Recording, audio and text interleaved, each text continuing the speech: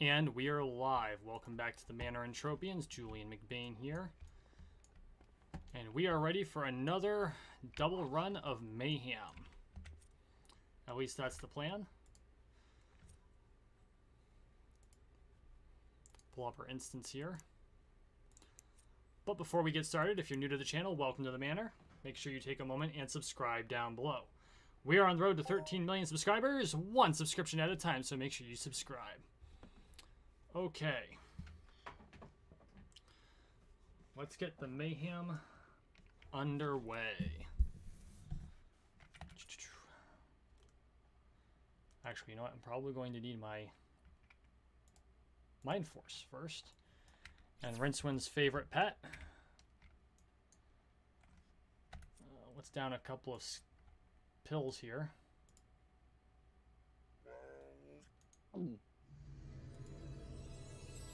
These Easter pills, I wish I could get more of them. They're a rare drop out, or an uncommon at least drop out of Easter boxes. And they're really nice for Mayhems. I also need to put a big shout out to Lore Spade, who was willing to go out of his way to craft LB35s for me, because they're kind of scarce right now. I didn't think there were that many melee players in Entropia universe. Although, because of that, there's not a whole lot of crafters who are willing to craft them either, so there's that.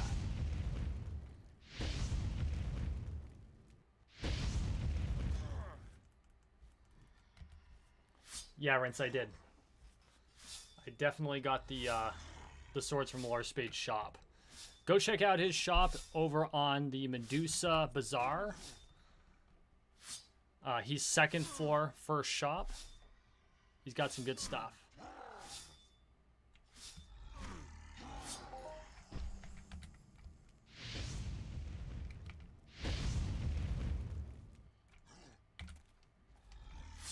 Go check out his shop. Don't forget, he is one of the biggest Entropia Universe YouTubers. In fact, I think he might be the second biggest. So make sure you check out his channel if, in the way offbeat chance, you don't already subscribe to him.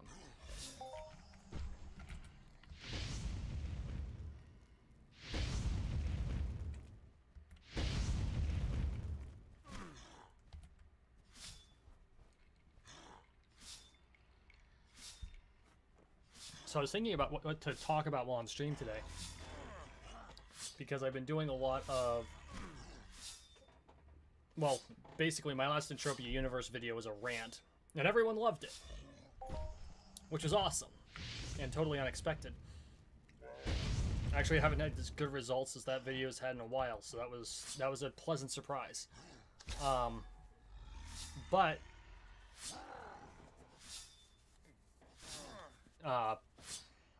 segueing off of that rant, I'm actually taking some of Rincewind's advice, and I'm going to be doing commentary on a passage of commentary on an excerpt on a book that I'm currently listening to the audio of. I've got a physical copy of the book as well, but I listen to it when I go back and forth to work. I've got about a 20 to 30 minute commute depending on traffic, and so that will be tomorrow's Entropia Universe video.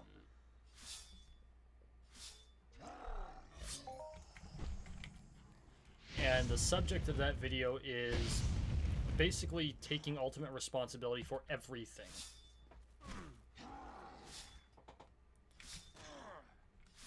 Because that's really what we have to do, is take responsibility for our lives. That's what I ranted about. That's the subject matter of my video for tomorrow. So I'm not going to go into it too much here, because then you won't watch tomorrow's video.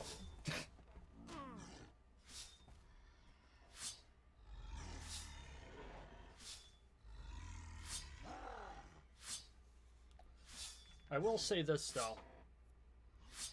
I firmly believe, and I am starting to see the results of the notion of taking massive action. And that was the subject of today's McBain moment, was taking massive action in order to reach a goal. And so, of course, that's been rolling through my head all day. is the need to increase the level of action you're taking, increase the activities that you're doing in order to reach a goal.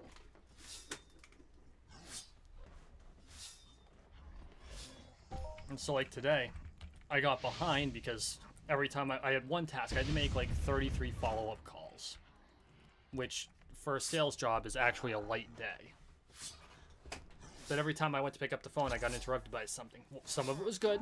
Some of it was incoming sales. I'm not going to argue with that. But other times it was more annoying. So, you know, I generally work from 9 to 5. So it's 4:30 and I haven't made but one of these calls. And so I stayed late to finish. And I realized that's the type of thing you have to do if you're going to push forward. That's what you have to do if you're going to bust through whatever rut you happen to be in. Because we all run into ruts, right? We get kind of pigeonholed into what we're doing. We get stuck. And it looks like we can't push through. We can't make it to the next level. We can't move forward. And I always thought, because like I've said before, this is probably the 5th time I've read this book. Almost all of the time. I should say listen to this book. Eventually I'll read the actual physical copy whole, but the author actually throws extra stuff in to the audiobook, so it's actually a bit funnier. But the reason that I post every single day on my YouTube channel, the reason that I have tried to go back to posting on my website every week, the reason I'm working on personal finance for gamers is because in order to break through, in order to make it to that next level, the only thing that I can do is increase my level of activity. That's how I'm going to make it to 13 million subscribers. Because if you increase the level of activity, if you can just outwork everyone, someone's going to take notice.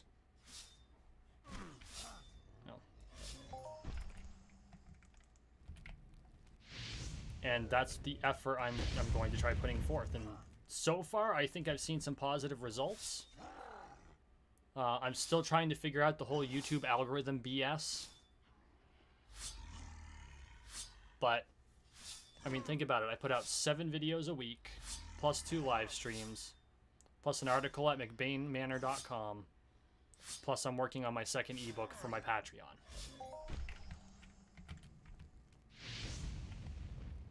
All of that together should come up with some sort of results. And I'm not saying that to brag. It's, consider it an experiment in seeing how this functions. And I think that in the end it's going to work out. But we'll find out. So what are you all up to tonight? I didn't come on live stream to lecture. I want to chat.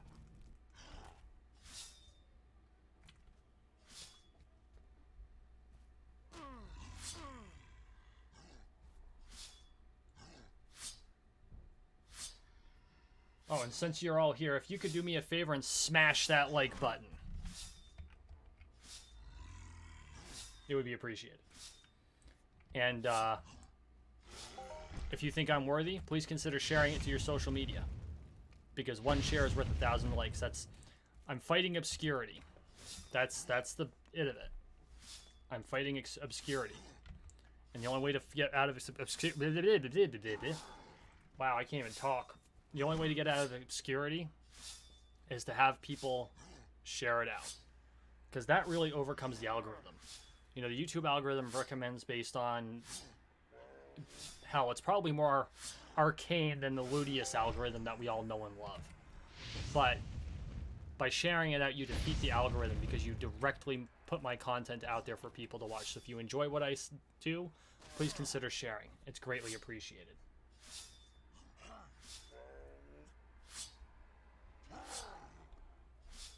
Rince, I gotta say, you are an awesome cheerleader. I really appreciate that.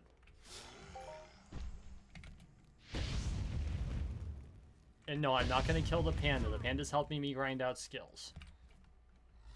Because eventually I want one of the rare pets that actually does do something beneficial. And isn't because of broken game mechanics like the Yogg Horror pet was. So for those of you watching who aren't aware, I'm sure most of you know by now, but for those of you who don't necessarily play Entropia Universe, one of the pets called a Yogg Horror. It's a rare pet. It's from Monria. It has a buff that allows you to extract out of mining claims faster. It's literally just a time-saving buff. That's all it was supposed to do. It doesn't increase your resource gain. It doesn't increase the number of probes you can drop. It reduced the amount of time it took to collect those resources. That way, if you're in a danger zone, the recycle rate was up. You might have been able to get out of there before a mob pulled. Well, it was bugged. Wow, that really sucked. It was bugged, and it was bugged in a pretty significant way. And what happened was, instead of just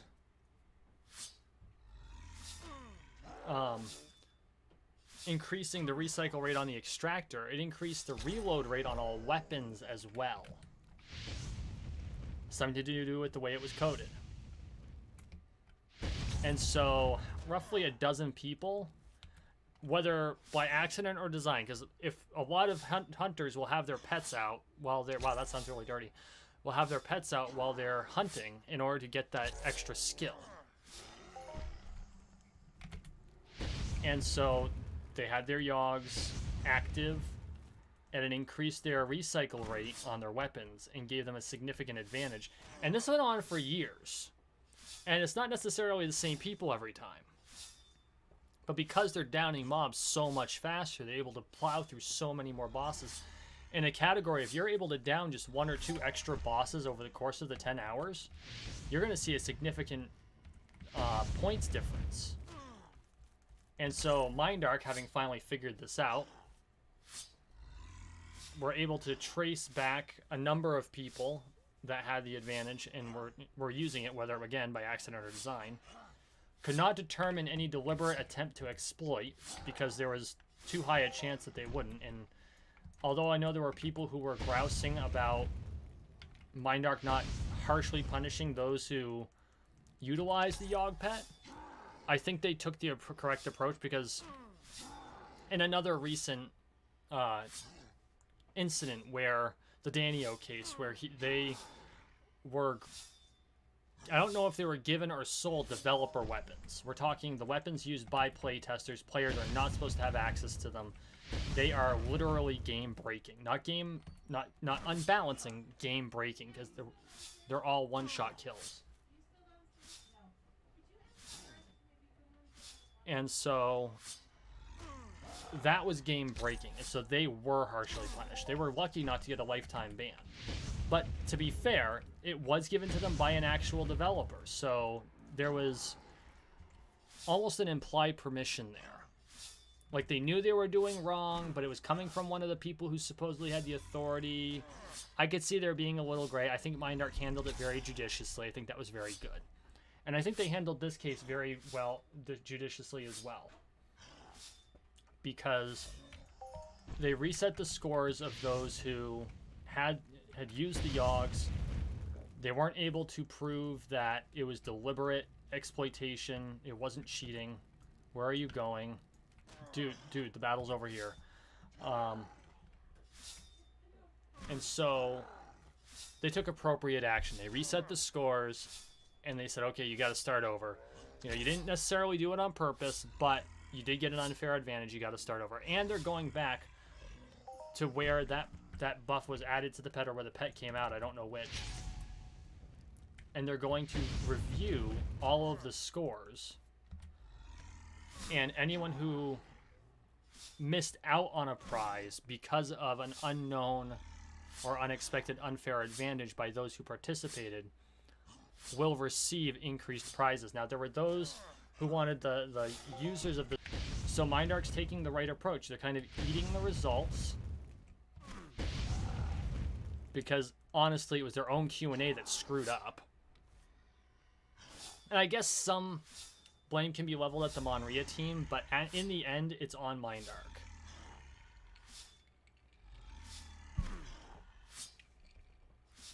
because I don't know how much control the Monrita team has over the way game mechanics work. They might have put forth, hey, we want to put out a pet that does this. Can you please code it because we're not allowed to? I don't know. Pet mechanics are pretty straightforward. So it might be that they said, we're going to create a pet with these buffs. And Mindark said, okay, let us code the buffs because they're responsible for game balance, and they fucked it up.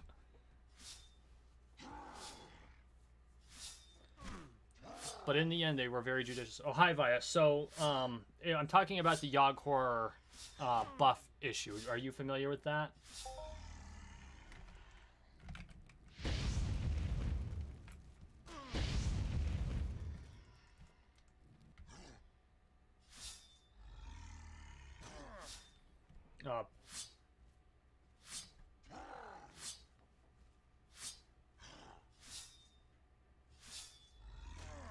Okay, since I'm not seeing a response yet, TLDR, one of the pet buffs was broken and ended up giving a mining buff, a buff that was supposed to help miners to hunters, and it screwed up the game balance in Mayhem, and so that was just going through what...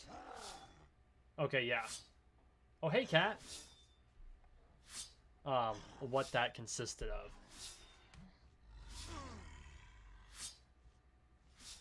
Rince, what do you have against the panda?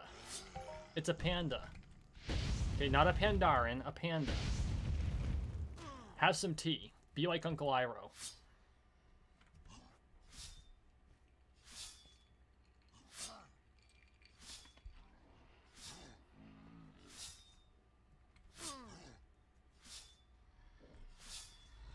Man, now I kind of want to go play a Pandaren in World of Warcraft, and I haven't subscribed to World of Warcraft in... Wow, has it been over a year?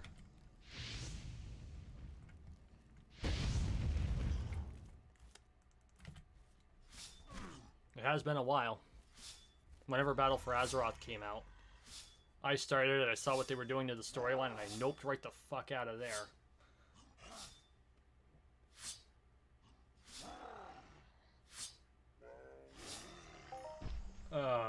Really, Rince?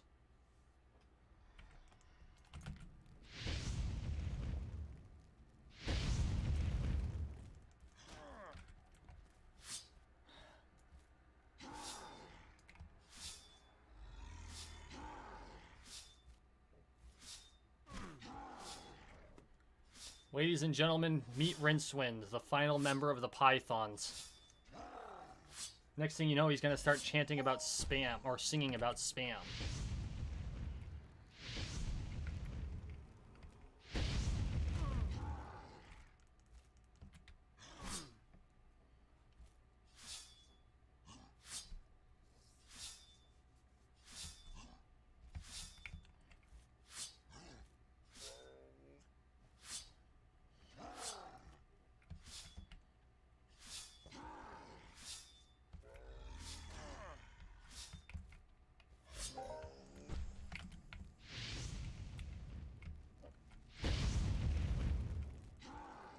Now, honestly, I can't tell if that was more dad joke or more British humor. Maybe it was both. Although I guess dad jokes probably originated from the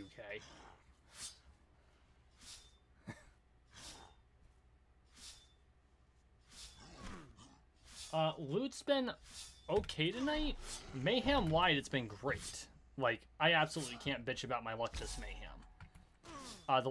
Yesterday and the night before, it was really not as good, but you know, after a few good runs, I kind of expect one to be softer. But overall, things are going rather well. Can't complain. That's for sure. Ludius has been generous in his providing me with the loots.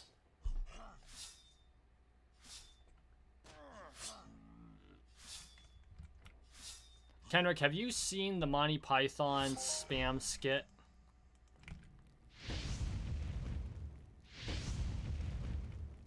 Haven't decided yet, Via. Why are you buying? I've had some pretty decent luck with the boxes overall, but I would not be opposed to just offloading them because I don't want to buy any more keys. At $1 a key, it gets kind of expensive very, very quickly.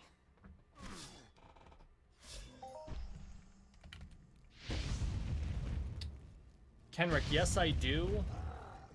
But Mayhem is a special event where you're in an instance, and this is the mob to hunt. During Easter Mayhem, they were robots. During Halloween Mayhem, they're very similar to these guys, but they're zombies. During Migration, which is not instanced, I fight something called a Longtooth, which is a special breed of Xenoexarosaur.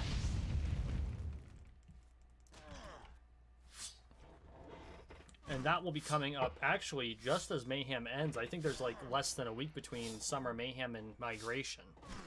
And then after Migration, I will likely hop in my quad wing and jump over to Cyrene like I usually do every year. Because that's where I spend a good chunk of time after Migration every year is on Cyrene. It's my annual trip home.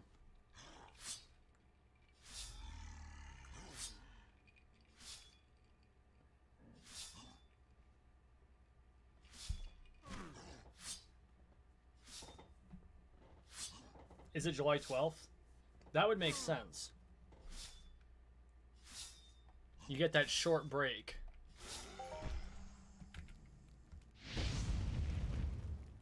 So, Migration is by far my favorite overall event because it's open world. I will say this though. The last time I did Migration, the loots were not terrific. Not in the least. But you know, that happens. And we were also running into the beginning of the Codex last year, and so there was very little incentive to continue doing the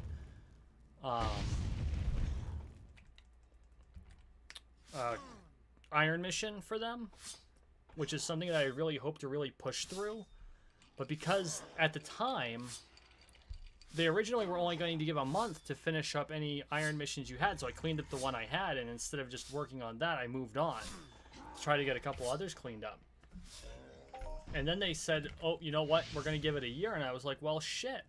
I could have focused on the Migration Iron Mission during Migration, and then after that, I could have turned around and done the other Iron Missions. And in the end, I ended up jumping off of Calypso anyway, and not finishing any of the Iron Missions, which, you know, whatever. But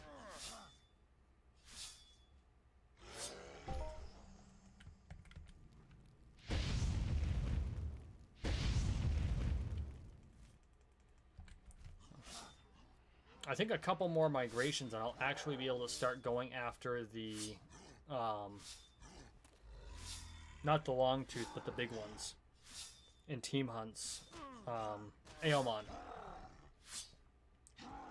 I might actually be able to join team hunts on Aomon, the Aomon migration part, because that's really the mob of the hour there. But they're uber food and not much else. And they're not even food. Like ubers are food for Aomon. They're huge and they're high level and they're dangerous. So you've got to team hunt them. But I think it would be cool if, you know, in the next 2 years or so, I get to the point where I can actually hunt them. I cringe at the amount of ammo I'm going to just burn through hunting a creature of that size.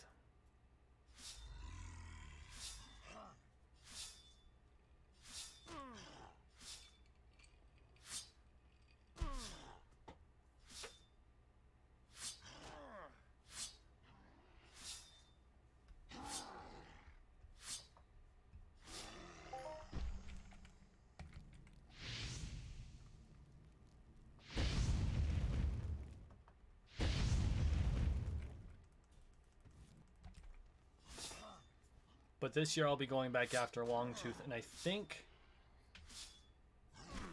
I might be able to hit Longtooth as high as level 17.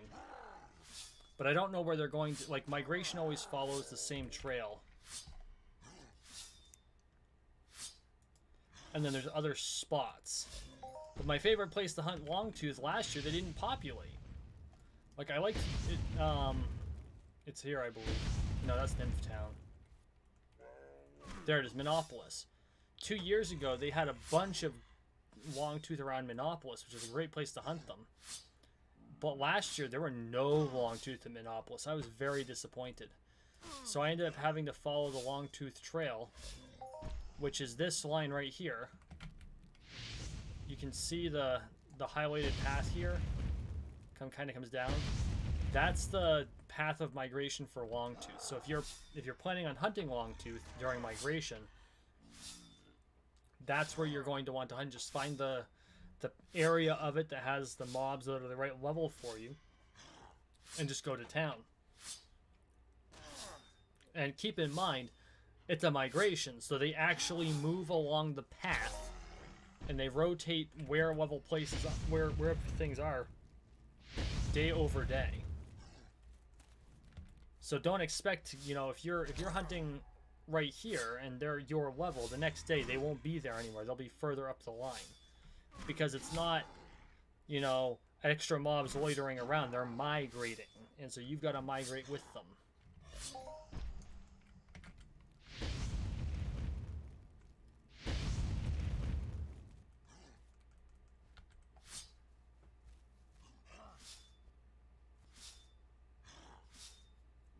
Wow, I lost like everyone.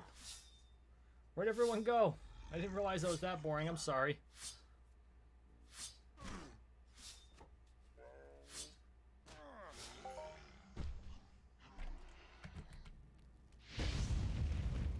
So, if you're just joining us, please make sure you take a moment and smash that like button.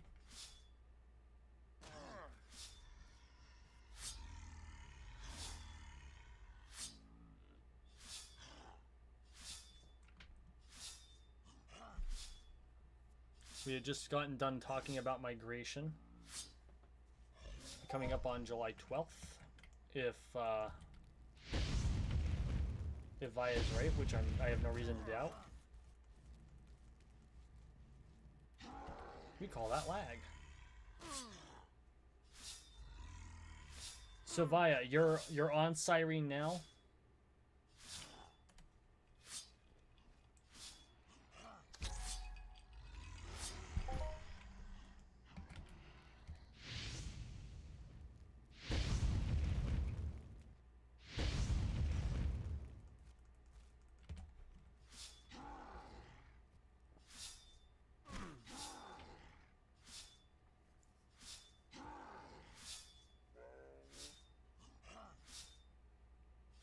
Who else have we got in here?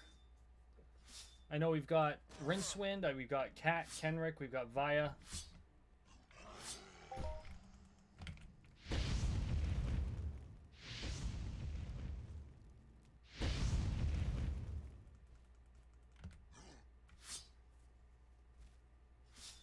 Come on, everyone, say hi. And smash that like button. Starting to think I watched too much Tim Pool.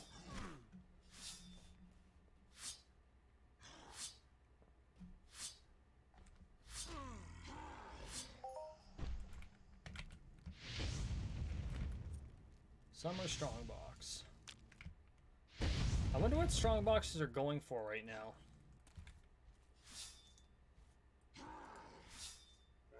Oh. Thank you, Mindark. I wish it would just give us like a pet value. Although that doesn't necessarily show the market value properly, because Strongboxes are usually sold in private trades, not on the auction house.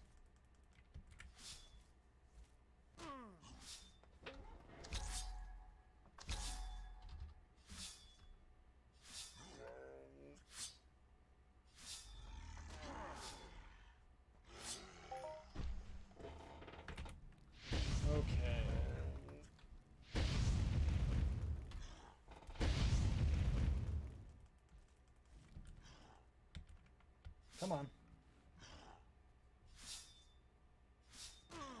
On the plus side, I'm currently trending number 3 on the Search for Entropia universe. Right behind one Serial Overdrive video, which is expected, and one by Economics Explained. Which they actually do a really good job of breaking down how EU works economically.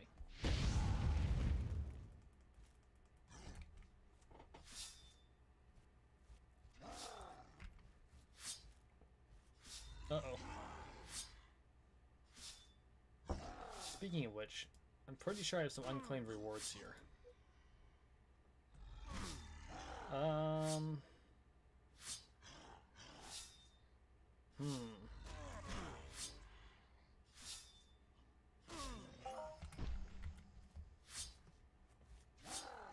Combat reflexes, athletics, or dexterity.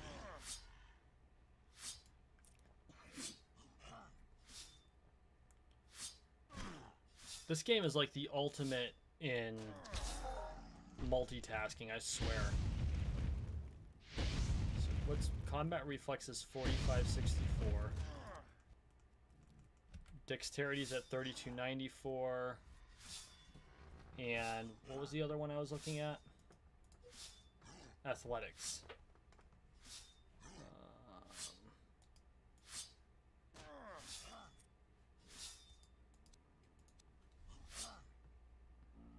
4163.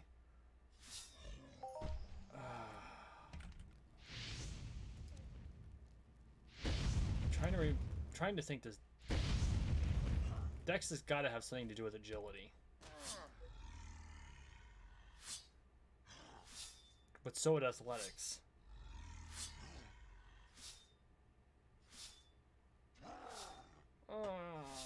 Screw it.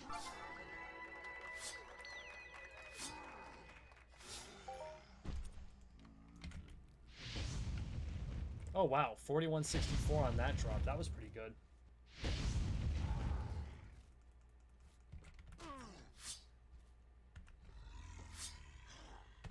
We got over 230 ped back, and we burned through...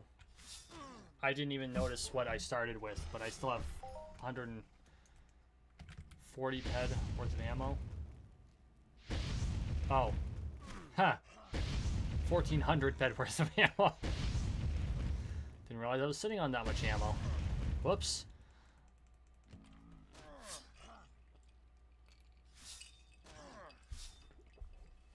I could burn it all and then take a withdrawal out.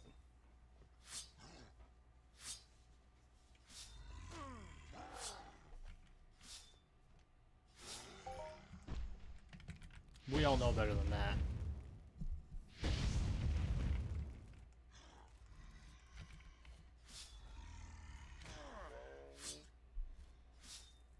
Actually, I need to take a look at the market because with the what the hell is it called? Ancient Greece shares. These haven't moved for shit. And they're only at like 1 ped each. Or 10 ped each, not 1 ped. They're $1 each. Which tells me that that's pretty bad. Although I think that they're just like... It's just like the Arcadia Moon people are nervous. They're not enthusiastic about ancient Greece. I think there's a lot of opportunity there, but I think it's going to be like Arcadia Moon because Next Island has been neglected for so long. You know, there's no confidence in the team there to actually build something, although they've been doing a lot of work. And now it sounds like they're planning on adding just a shitload of player housing. So I think there's a lot of opportunity. There's a lot of potential there. But I don't know... I personally don't know what to expect of it. You know, I invested in Arcadia Moon. The returns have been lackluster. I invested in Crystal Palace. The returns have been stable. In fact, better than I dared hope for. And to the point where the capital gains alone, I doubled my money if I were to just sell.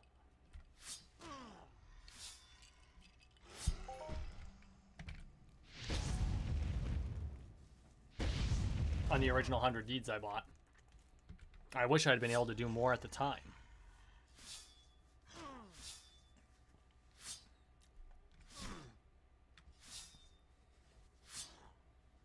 But I have the feeling that we're going to see... I think Ancient Greece is going to do well in the long run. There's a lot of players that are now... and well-known players, like Bonnie Knight is, I think, currently really putting a lot into Next Island. She's really kind of hyping it up, and so I think there's going to be a lot more going that direction. And there's a lot of players going after the new items there, and the new new armor. So I think there's a lot of potential. If the next Island team plays it right, they could become the next Arcadia. They just have to make sure they're persistent. They do what they're supposed to. You know, they don't screw around. Arcadia lost a lot of goodwill when they botched the Moon release. I think the Moon could have been perfect. I think they botched the job, and part of it was because of the way that Mindarch. I think the reason that the deeds went the way they did is because Mindarch required it, and I think that was a mistake on Mindarch's part specifically. Because if you could freely trade the deeds, I think they would have sold better. But even today, they keep coming out with new things to try and sell the deeds at $300 a group. That's not going to work. I mean, yeah, it did work. A lot of people bought a huge number of deeds for the Sophie. I know that some people have invested heavily for the cyber suit, which is all good, and it definitely gets the deeds out. And if I knew that there was going to be more benefit to the deed, like the Calypso land deeds, you can get actual in-game land for, if you have enough of them, and they turn into Calypso land deed X's, which means that you've gotten your estate. At some point, I would love to move on to collecting enough Calypso land deeds to do that. I think there's a lot of potential there. But Arcadia has made absolutely no motions in that direction.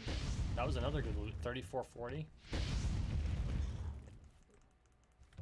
For those of you who don't play Entropia Universe, if you move the decimal point one space to the right, the left, that's how much US dollars that's worth.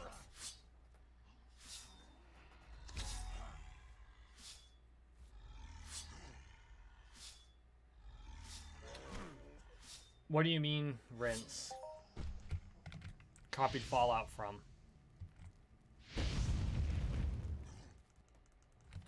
And sorry, I missed when you posted that message, so I don't know where in that particular rant it came through.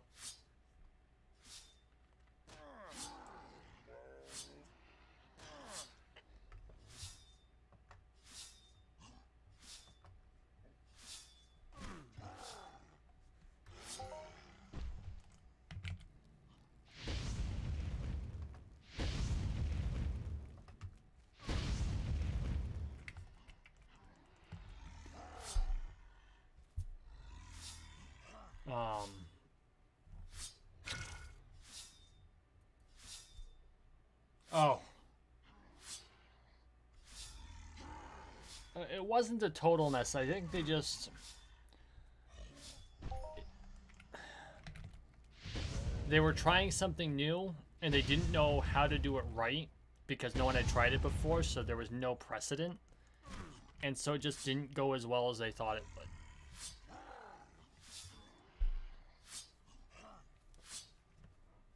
And... Come on, man. Let's be honest. Out of all the game companies, if someone's going to be the original, Bethesda's going to be the original mess. And don't get me wrong, I love me some Bethesda games. Okay? I love playing Fallout. I've played Fallout. I loved Fallout 3. I loved Fallout New Vegas. Liked Fallout 4. Liked Fallout 76. I'll definitely give criticism where it's due. There's still a lot of glitches in the game. I'm still really irritated that I spent like a week with my ribs burst out of my chest and wasn't able to see in first person. Looked like my freaking shoulder was out of socket, and yeah. Go into sneak mode and you've got a giant ass rib in front of your face. But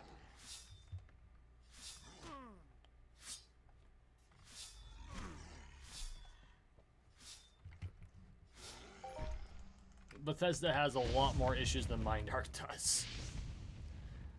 See, in Mindarch, when you find a bug, it's a bug.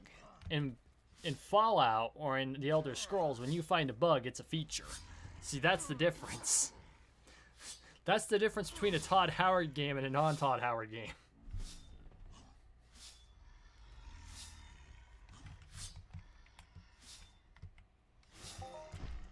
It's not a bug, it's a feature. Okay, Todd. Have another drink, my friend.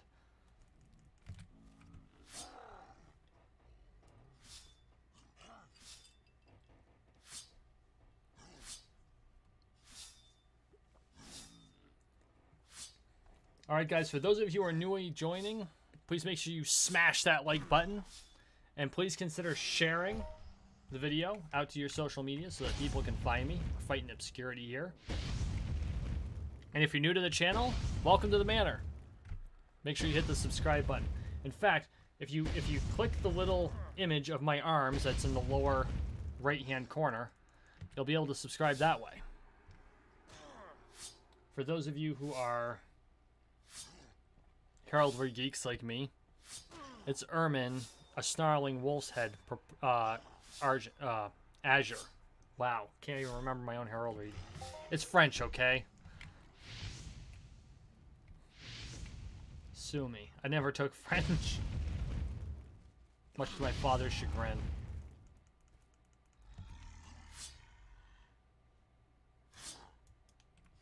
One dad wanted me to take, so I've got, I'm from a blended family, right? My parents divorced. Father remarried, mother remarried. My father wanted me to take French. My stepfather wanted me to take Spanish. What did I take? Latin. What did I do with it? Jack shit. Help me on the SATs. Didn't do much else for me.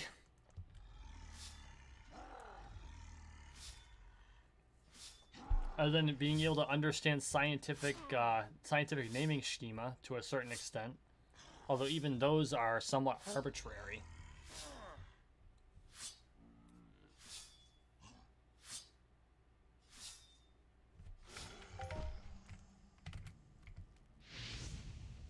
However, I will say that being exposed to the classics, classical literature, classical art, classical law, and by classical I mean antiquities. We're not talking classic like classical music. No.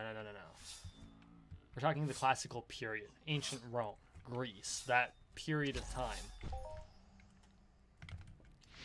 Really helped me understand where the development of our culture, at least the European side of my ancestry, comes from. It was rather amazing.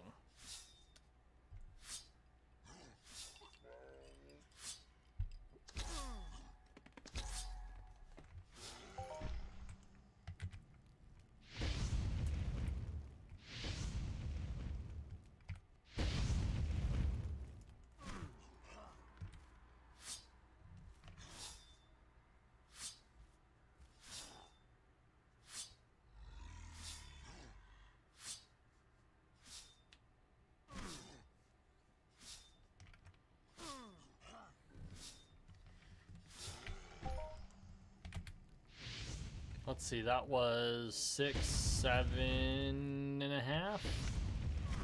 Not bad. I've actually got to calculate how much it costs to kill one of these guys. That's the LB30 I bought because there were no LB35s. But Lore Spade saved the day because I did notice there was a significant decrease, or I should say a significant increase in the amount of time it took me to spawn Senor Melman here. Took an extra 6 minutes to down enough of his peons in order to make him spawn. Which doesn't sound like a lot, until you're in a competition where time is of the essence, right? So once again, a huge shout out to Lore Spade to helping me by producing extra LB35s and putting them in his shop.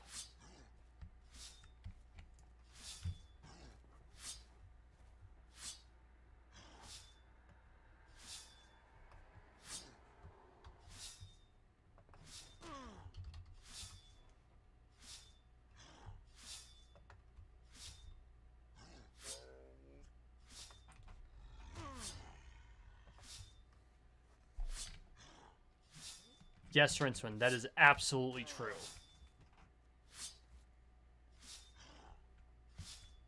Nil satis nisi optimum.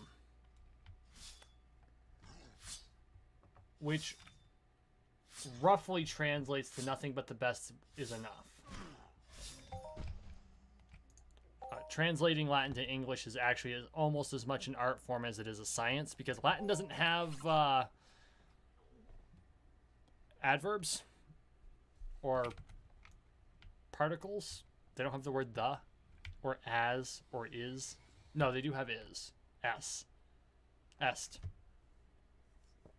But there's a lot of like words that helper words that we use in English that don't exist in Latin. Or if they do exist, it's in the form of ending particles. The verb to be is a really good way of expressing this. Sum es est, sumus est sunt. Sum, I am. Es, you are. Est, that he, she, or it is. Sumus, we are. Estis, you plural are. Sunt, they plural are. Or they, yeah, they plural.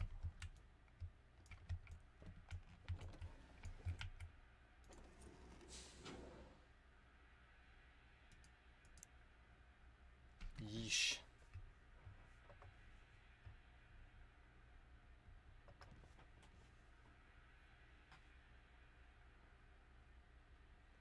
Let's see. Because of the increased damage you take when your armor's decayed,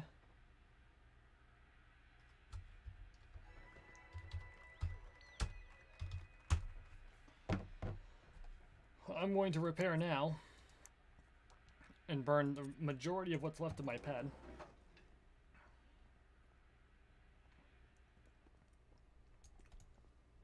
And then we're going to take a quick 5-er and we're going to do another one.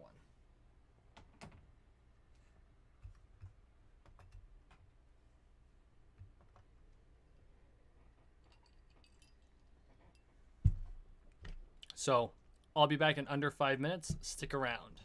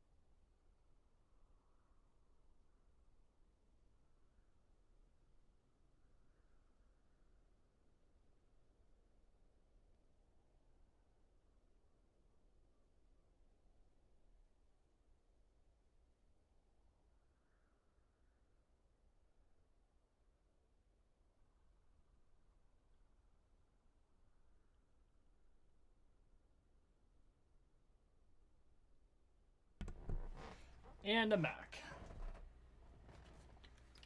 You know, I might have to adapt that as a family motto or a household motto. Because currently my household motto is essentially Axios, which I totally stole from Halo. Forward unto, was it Forward unto Dawn? Yeah, Forward unto Dawn. Axios is Greek, and it roughly translates to, it literally translates to worthy, but that's really shitty English. So when you translate it into good English, it's I am worthy. But realistically, I think I like this one better. Nulsatis nisi optimum. Nothing but the best is enough. Since Rincewind has a hate on for my panda bear, we're gonna put the dog out. Woof, woof, woof, woof, woof. We're gonna let the dog out. There we go. And we're gonna recycle our ammo. Starting with 1,650 head worth of ammo. See how we do.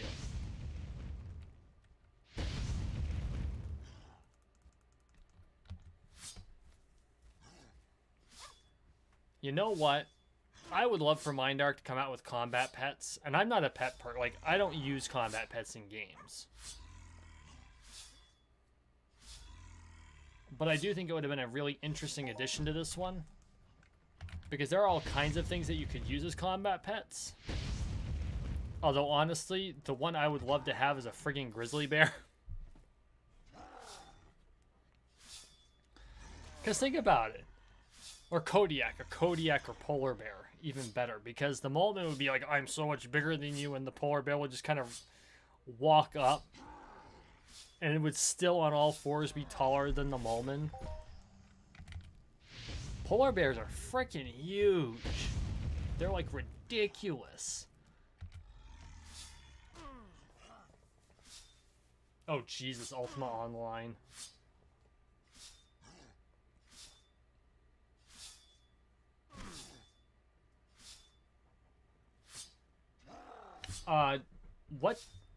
In what game is the Everton's team? Or sport? What team or sport is Everton's? Is that football or rugby? Or is it a video game? Or are they an esports team?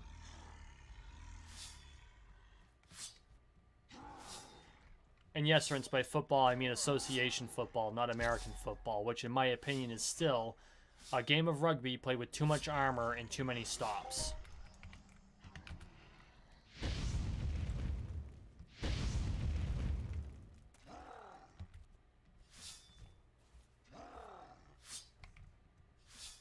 Ultima Online. Oh god. See how long it takes for players to decide they need to assassinate Lord British again. Okay.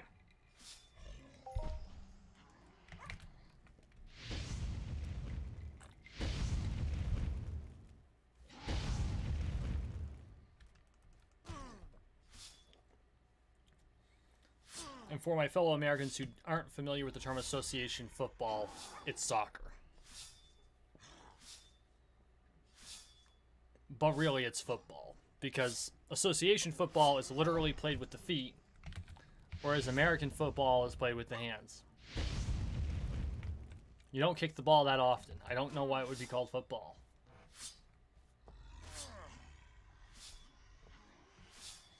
I just killed the players.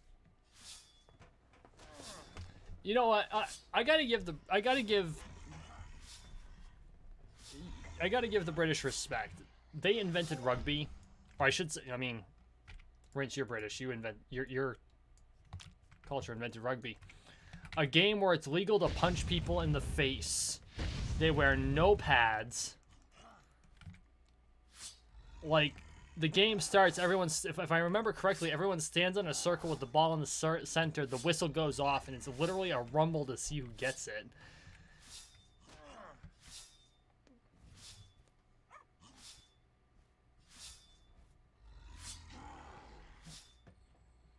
I mean, that's my kind of sport right there. And to think as a kid, I was horrified by the idea of rugby.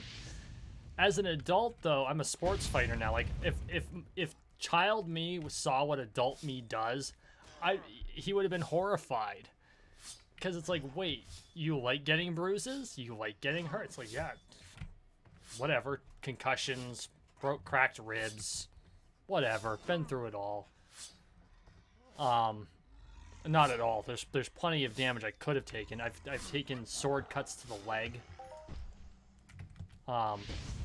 Both times I have taken a sword cut to the leg, it was the same friggin' shin in almost the same exact spot.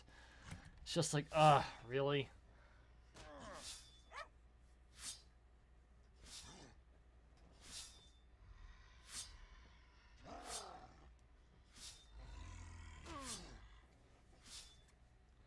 Yeah, people from Oz are nuts, okay? Don't get me wrong. Oz is on my list of places to visit. But they live in a place where there are spiders the size of dinner plates and they lost a war to emus, okay?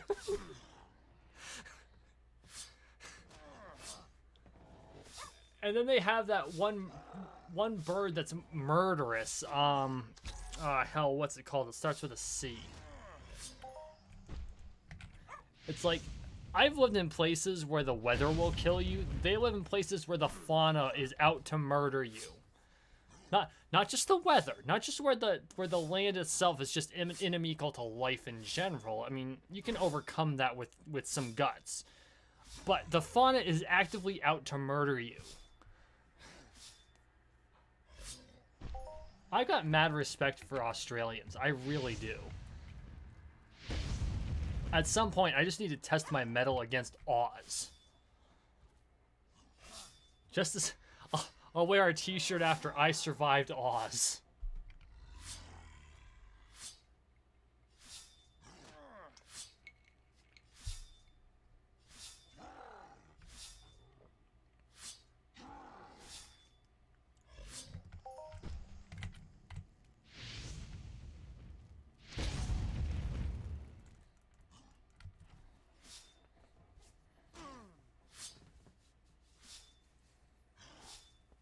My ex-mother-in-law actually got stationed in Australia when she was in the army. And she was telling me a story. This is probably...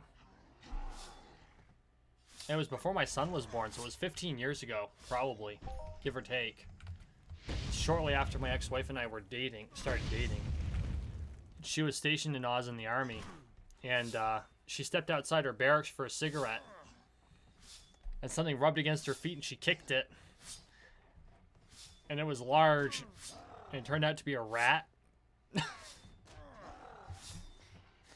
About the size of a poodle. Like, Jesus Christ.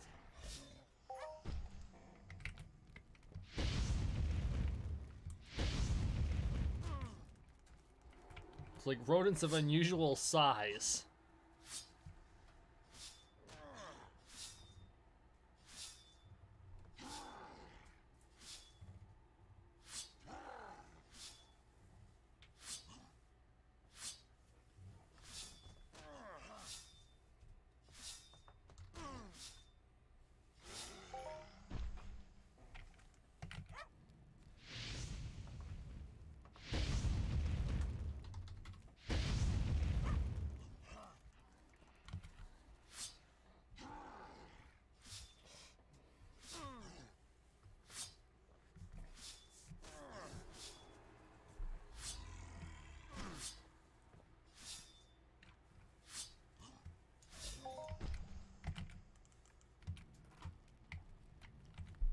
Come on, there we go.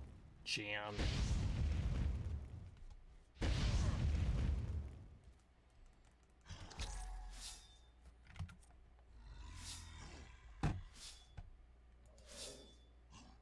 We're actually doing pretty good, I think.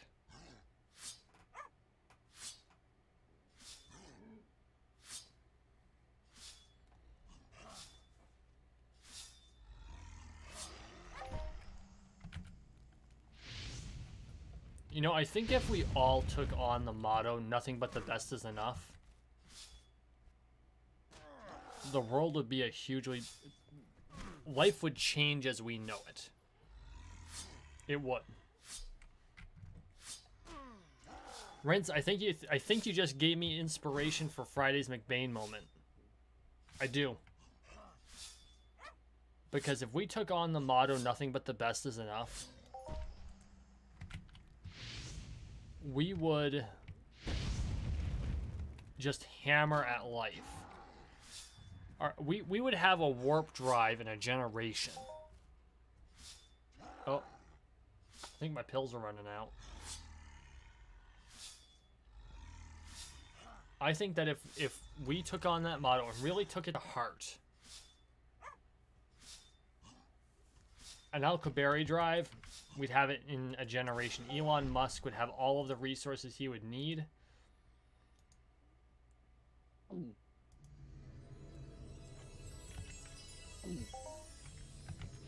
And the Vulcans would come greet us. That's my opinion. First contact would happen, which of course now we know that the Pentagon's like, yep, we're not saying they're aliens, but we don't know what they are. So, when we don't know what they are, and the Russians don't know what they are, and the Chinese don't know what they are, we're not saying they're aliens, but they're probably aliens.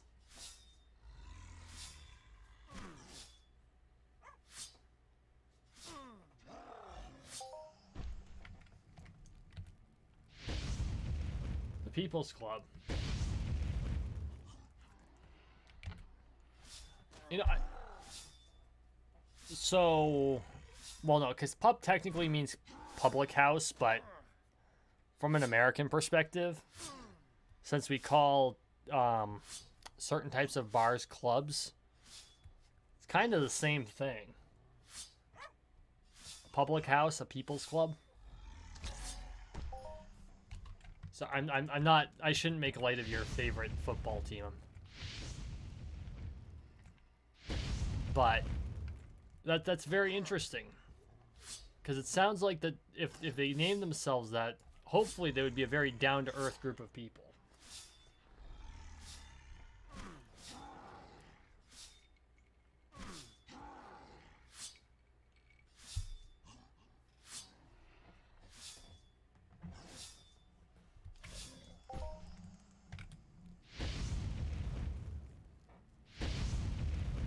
Oh, and Rince is out, so if you're watching this over, if you haven't left quite yet, have a good night, Rince.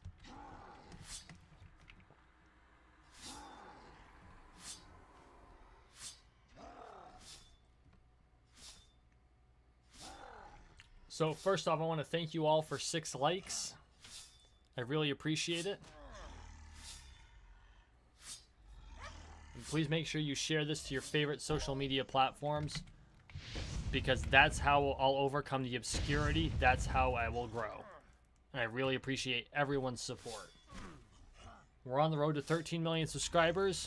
It's one subscription at a time, and the only way it's going to get out there is if we can beat the algorithm and get me out there. So I really appreciate the help.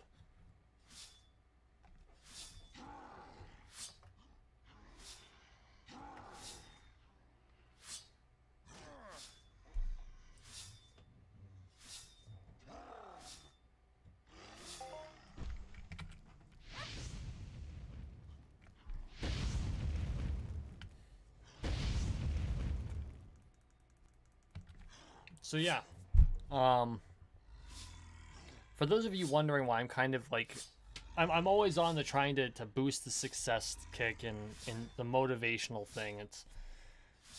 It's important to me because it's how I keep myself going. Because let's face it, kids, it's been a rough year for everybody. But hey, freaking Rican, thanks a lot.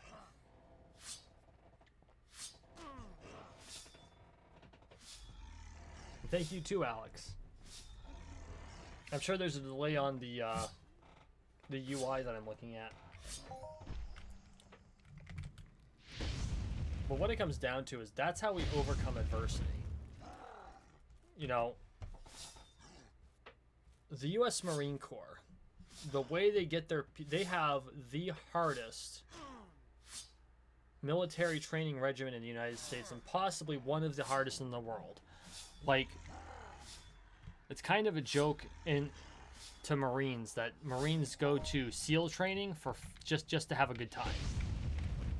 I think they do it for more than that, but they got a rag on their on the Navy. And they do it through motivation. Like, they strictly do it through motivation. You know, they get through the crucible. They get through some rough shit. Like, I have been through 10 minutes of constant fighting with no breaks allowed. And that's a rough time. Whoops. And for those of you who don't think it's a rough time, you go 10 minutes going all out against an opponent who's best in the field.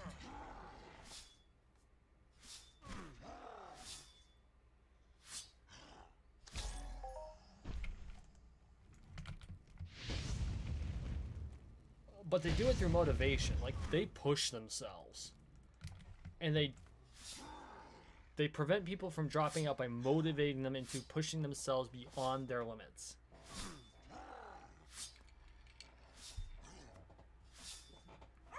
And that's kind of what I want to do too. I want people to recognize that the limits they set for themselves are not their limits. Like, you think this is your limit, this is not your limit. Keep going. No, further than that. Further than that. Throw more dots. You got plenty more dots to throw. That's what it's all about.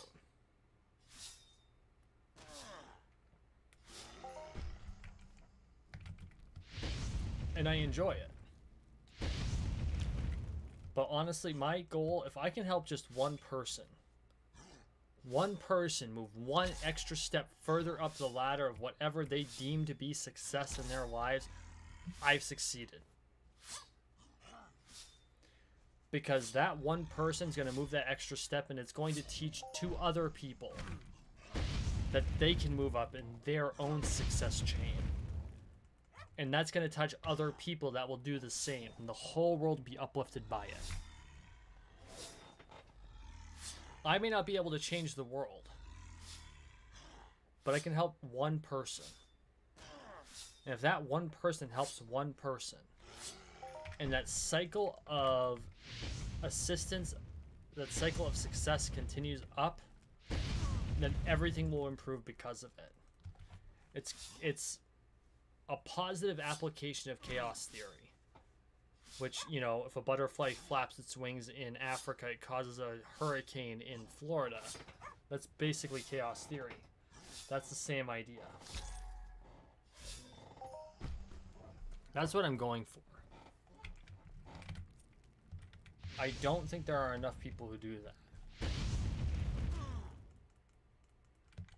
Or those that do aren't honest with the people they talk to about it. I'm not saying they're not trying to motivate them. But there are plenty of motivational speakers out there that they go out there just to make the cash, because there's a lot of money in motivational speaking. And you can come up with a canned motivational speech, and it's great, and people will be inspired by it, and out of an audience of like 250 people, 1 or 2 people will actually take it to heart, and you've made 15 grand off of it.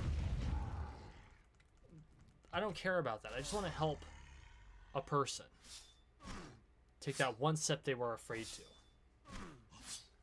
And I know I've already helped at least one person do that. So now I need to find another person to do that for. Or actually, I'm working on a couple right now. I shouldn't say it quite like that, but like, I hope you understand what I'm saying. I'm trying to drive people to do better for themselves. And in the last month or 2, I've discovered that I've actually mentored more people than I thought I mentored. And that blew me the hell away.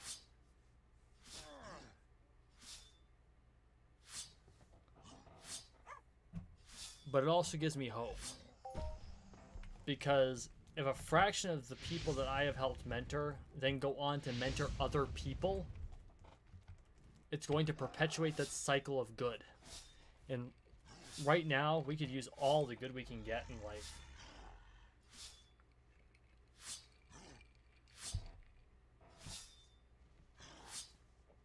You know, life is not an easy thing to deal with.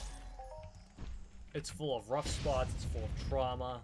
There are puzzles we can't solve. Difficulties that we can't surmount. Roadblocks to getting to where we want to go. It is tough shit to deal with. And all we've got to do to overcome that is be willing to push. Increase the activity, increase the amount of work we put forth. Allow our natural optimism to bleed through. And that doesn't mean there aren't going to be dark times. And that doesn't mean that we need to be afraid of the dark part of ourselves. That's a part of us. We need to integrate that. We need to be able to face our own darkness. Because it's there. You know, humanity is violent by nature. We're fighty. Is the way I like to, you know, friends of mine like to put it. I like to put it that way. We're fighty. We thrive to a certain extent on conflict. And to a certain point, we should not fight the idea that we thrive on conflict. We are a predator species. In fact, we're one of the most dangerous types of predators in the world. We're an apex predator,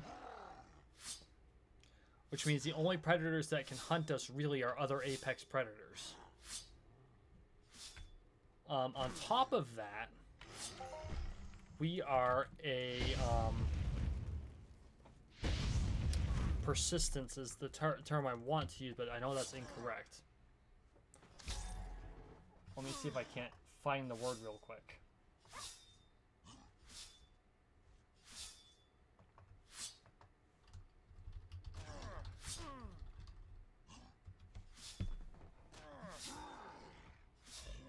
Yeah, it's persistence. We're persistence hunters.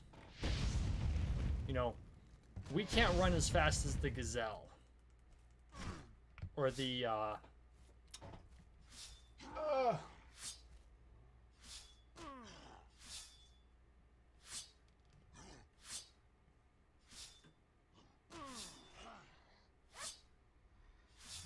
Simba talks about it in the friggin' Lion King, and I can't for the life of me remember the name. It starts with a frickin' A.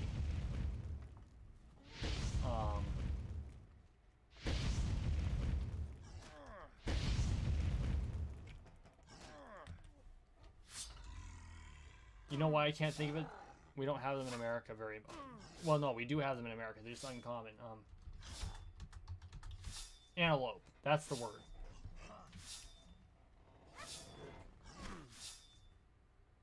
We can't run as fast as the antelope or the deer that we used to subsist on. We aren't as powerful as the aurochs that we literally hunted to extinction.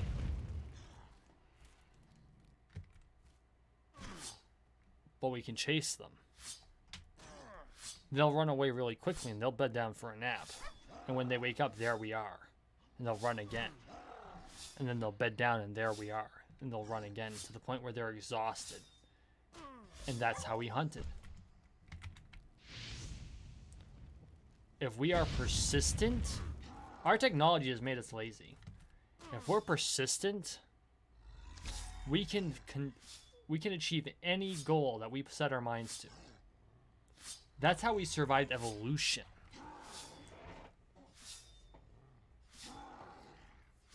Thank you, Freakin' Rican. You threw it right in the chat and I didn't even notice. I'm sorry.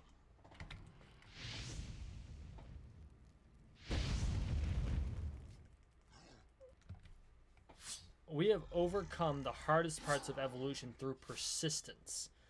We will chase a goal slowly and steadily until we achieve the goal or until we die trying. And we don't give ourselves enough credit for that.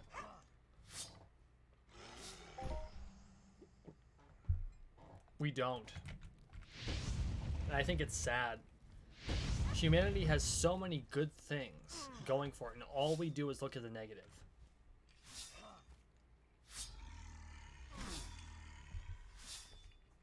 I don't know why people only look at the negative. Maybe it's because the proverbial squeaky wheel always gets the grease. But maybe if we focused on the positive, we can minimize the negative. I truly believe that. If we focus on the positive, if we look at the positive aspects of humanity as a whole, we can sharply mitigate the negative and really overcome this particular spot in our evolution and become more than we are as a species.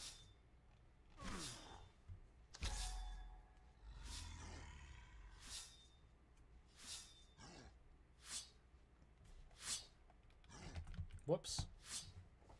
And I know we'll get there. Not in my lifetime, not in my son's lifetime, but... Whoops, no, there we go. But we will get there. You know, my hope is that we are spread throughout the solar system by the time I die. I plan on living to 150. Bare minimum. My actuarial life expectancy right now is 89. You know, that's with about a decade worth of tobacco use. That's with the amount that I drink on the regular. 89, which is better than the previous generation where it was like, I think boomers leveled out at like 71, 72, and then Gen X leveled out at 75, 77, maybe 80. Which, of course, the first Gen Xers have yet to die of old age.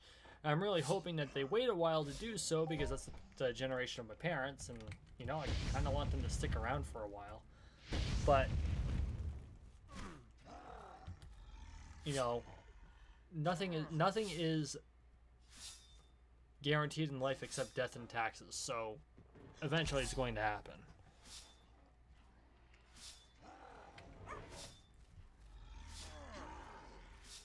But I plan to live to 150.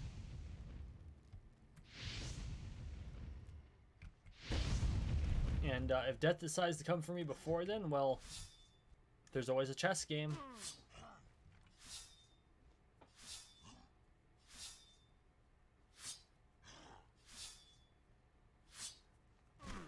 Wow, I lost 4 viewers over that.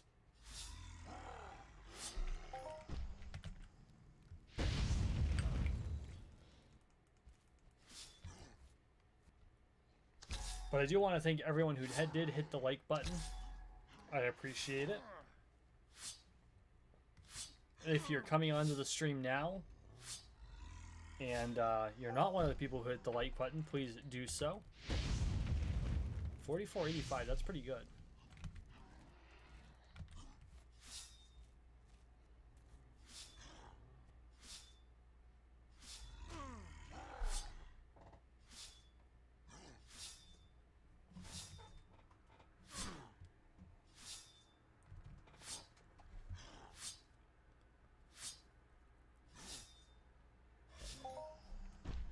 My hope is that the next big discovery happens in my lifetime. And I'm hoping that helps to reduce the amount of conflict that humanity has within itself. You know, we thrive on conflict.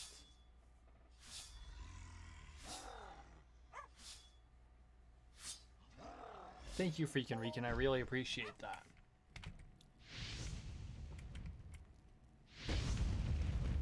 And that's why I'm a sports fighter, because like every other human, I thrive on conflict. But the conflict I engage in is generally suited toward the sport. That's why sports are so popular among humans, because it's a form of safe conflict. It's us being able to express our need for conflict in a place where we don't murder each other. Sports fighting is the same way as any other sport. You know, I go out there and I do something that in any other circumstance would be me trying to kill another human being. But we use safety equipment to prevent that from happening. And people get hurt. Bones get broken, concussions are had. You I've been on the field with friends, engaged in a match with a friend, like someone that afterward I would go have drinks with and have food with, and I've been to his house. I know his children. He knows my child. I know his child. He knows my child. And we got in the ring, and the battle got intense, and ribs got fractured. Specifically mine. I got lifted 12 inches off the ground, no shit. I broke the tip of his sword with my rib cage. Okay? I broke the... Let me rephrase that. I broke the safety tip.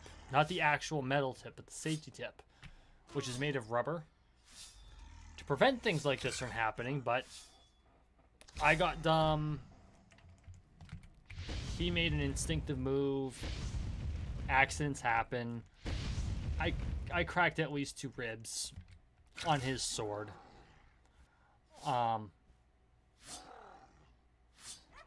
That shit happens. I have given one of my students a concussion inadvertently because accidents happen. We thrive on that shit. Humans thrive on that. But that is a relatively safe place to allow ourselves to thrive on that.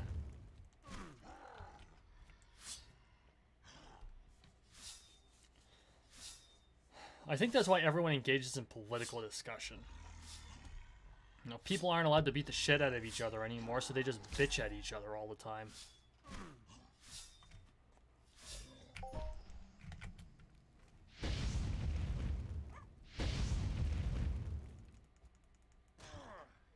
Because it's conflict. That's why people love soap operas. You know? Soap operas are almost as bad as SpongeBob SquarePants to the attention span of an individual. Because they're loaded down with conflict, people eat them up. And they're... like, you can't take your eyes off the damn things. 31-32, that's a pretty good loot. I'm not a fan of soap operas, but if one's on the television, I can't divert my damn eyes. It's like, what the frick? I'll go out of my way to avoid a soap opera on television. But if one's on, if I don't have control of the remote, I can't take my eyes away. It's like watching a goddamn train wreck. Because we thrive on conflict.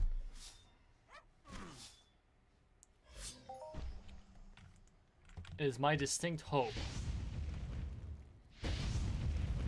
that in my lifetime, I see us put that need for conflict to good use and use it to build ourselves to the next level. That's how we got to the moon. Conflict is how we got to the moon.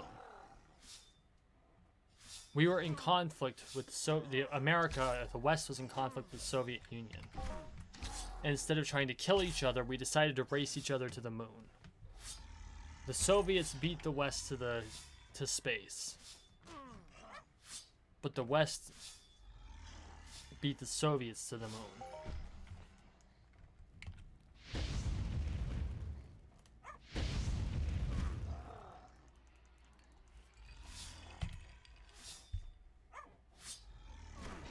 And that Cold War lasted a long time. That was a cold conflict that lasted for a generation.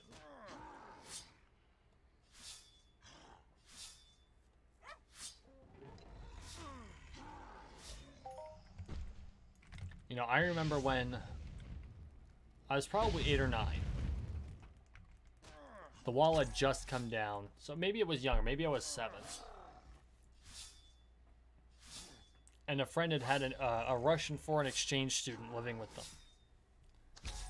It was one of the first foreign exchanges allowed, like really allowed. Like there had been smaller programs, but this was like a big thing because, you know, the Soviet Union had just dissolved, and we were allowed to like be friends again. And this, I think she was 16.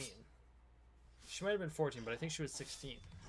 And here I am at 9 years old, and I am terrified of this poor girl. Friendliest person you ever met. And she was from Russia. I don't remember where in Russia. She wasn't from like Moscow. I think she was from the Ural Mountains or somewhere in there. The more rural areas.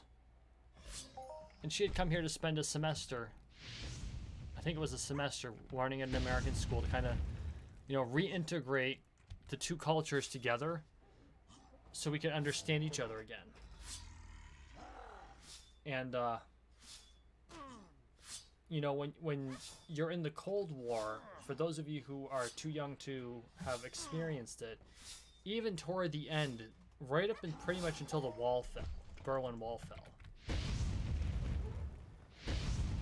the threat of war was always upon us. Not as bad as it was in other times, but there was always that worrying chance. And there was this undercurrent of fear the Soviets. Fear the Soviets. Because they could nuke us. And we could nuke them. And, you know, mutually assured destruction was the thing. And here I am, sitting in a back seat in a car next to a quote-unquote Soviet who is no more than 16 years of age. If I had been older, I would have had a crush on her. She was gorgeous. I feel so bad. I do. I feel really bad that I thought that way. But I mean, like, and I didn't take my cue from my parents who treat her like, they thought it was awesome. You know, we're bringing a Russian to the beach. She'd never seen the ocean except from a plane because of where she lived in Russia. So we brought her to the beach. And we had a great time. And by the time it was over, you know, it was like, you know, I thought it was awesome. But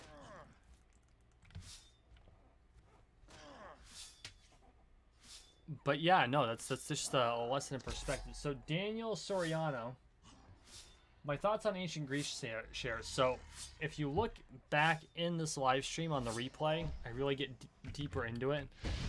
I think there's a lot of potential for ancient Greece. I think in the end, like Arcadia Moon, it's going to be a net positive. The people who invested are going to enjoy it. But Next Island has so much to make up for because Next Island's been hanging out there with like no support for so long. I think that Ancient Greece is going to have a real hard time selling their shares, just like Arcadia Moon did. Hang on, guys.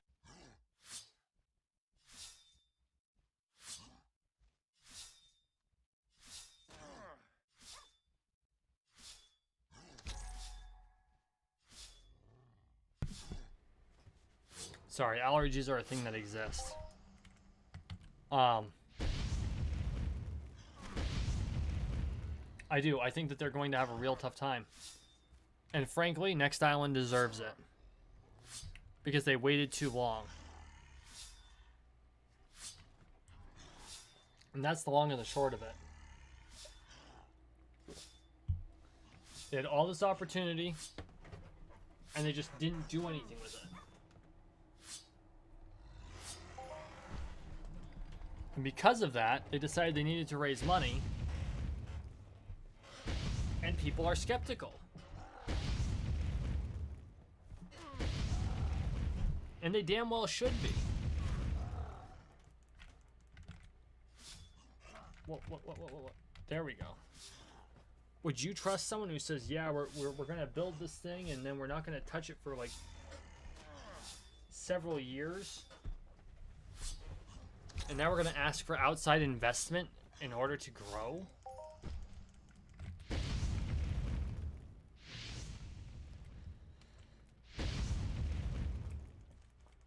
It's probably...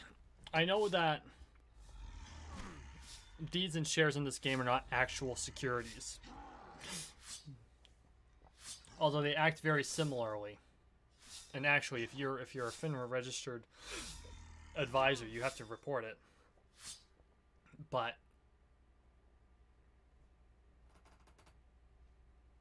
if you're an investor looking at this, does this look like a good investment to you? And I'm not saying it's not a good investment. I'm not going to say that. I'm not going to even call it technically an investment. Because they're not, strictly speaking, a security. I am not currently a registered investment advisor. Please do not consider this to be investment advice.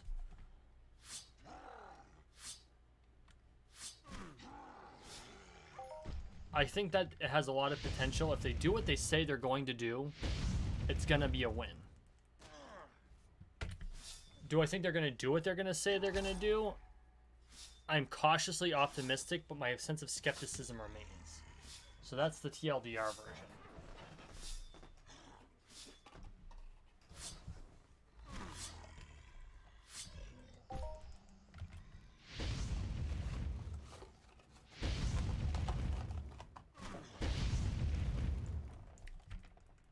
You know, I invested in Arcadia. What the hell? I've invested in Arcadia Underground. I've invested in Arcadia Moon. I've invested in Crystal Palace. Out of all of those, Arcadia Moon is the most disappointing. The others are aces.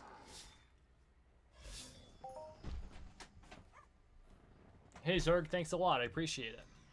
Welcome to the manor.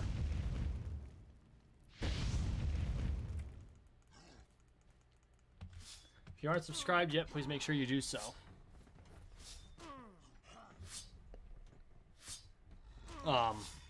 But anyway, on Ancient Greece, I do think it's going to do well if they do what they say they're going to do. If they do what they say they're going to do, Ancient Greece is going to be the best in-game investment they've ever come up with. Because of all of the extra in-game housing, all of the extra people that'll flood next island. It literally will be the best decision ever made. So they actually have to follow through. And I've noticed that if they do follow through, and I'm not just talking about Mindark, but Planet Partners in particular. And I know part of it's because they have small development teams, there are obstacles to overcome. But at the same time, it's like, if you're going to put something out there, you have to follow through. You have to follow through in a reasonable amount of time. Ancient Greece has been around for years. And only now they're actually starting to do something with it. It's like, come on, Next Island. You had all this opportunity and you botched it. Hardcore.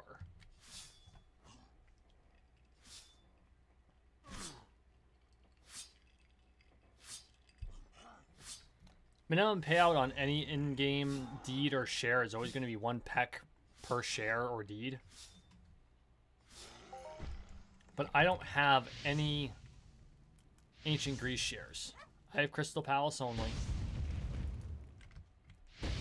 I haven't put any money into it. I'm contemplating it. I'm still thinking about it. There's still 663,000 shares left to buy. Which tells you that the market's still skeptical. They've sold less than 100,000 shares.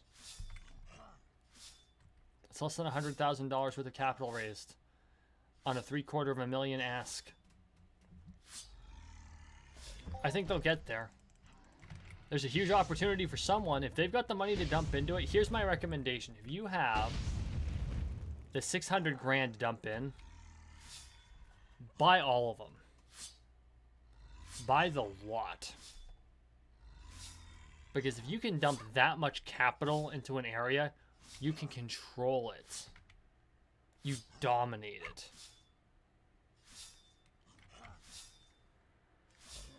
Other than that, I can't foresee it selling quickly. They can't even sell the Arcadia Moon. Arcadia Moon has a ridiculous amount of potential, and Team Arcadia is being mum about it. Like, they hyped it up really big in the beginning. They sold all the deeds and everything else, and it was great. And then they released it, and it was just like, here you go. It's kind of half done. Have fun. That's it. It's like, come on, Arcadia.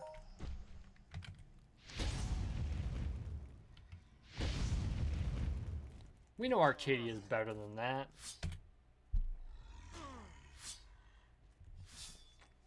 I mean, Entropia Universe as a whole has a major issue with advertising. Mindark needs to do more. The Planet Partners need to do more. That's right, guys. I'm calling all of you out. I love y'all to death. But even my two favorite places in Entropia Universe to go, Monria and Cyrene, really need to ramp up the ad spend. Like, if you're not putting like 10 to 15% of your budget into ad spend right now, you're missing out. Seriously.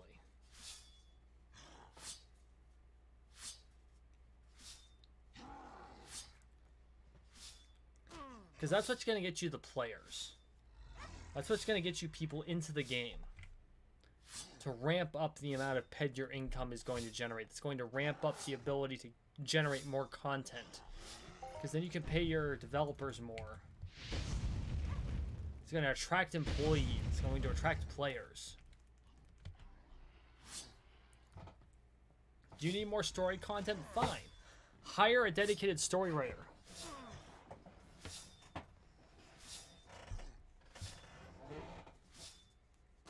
Quest storylines do not have to be earth-shattering. Anyone who's played World of Warcraft can tell you that one.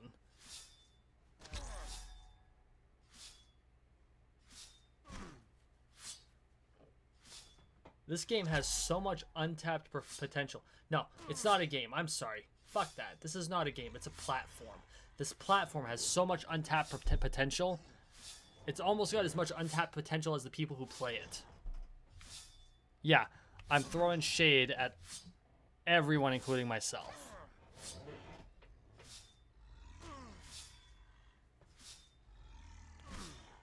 Everything in this platform is untapped potential. There is plenty to be had.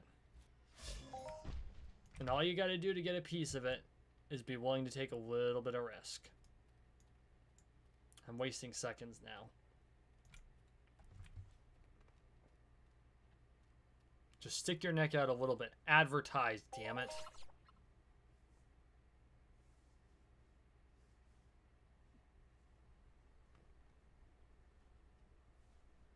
Rocktropia used to be like the #2 planet in the game. But you're right, it does suck that a lot of the other planets don't have the populace. We just gotta get players out there, man. That's all it takes. Now, go visit some of the lesser known ones. Visit Monria. Monria's got the best developer team ever. And a close second, like arguably on the same level as Cyrene. Both places are underappreciated. But okay, guys, I gotta get going for the evening, so thank you for watching, thank you for listening. Please like, share, and subscribe down below. We are on the road to 13 million subscribers, one subscription at a time, so make sure you subscribe. As always, I appreciate all the support, and we'll see you in the next one.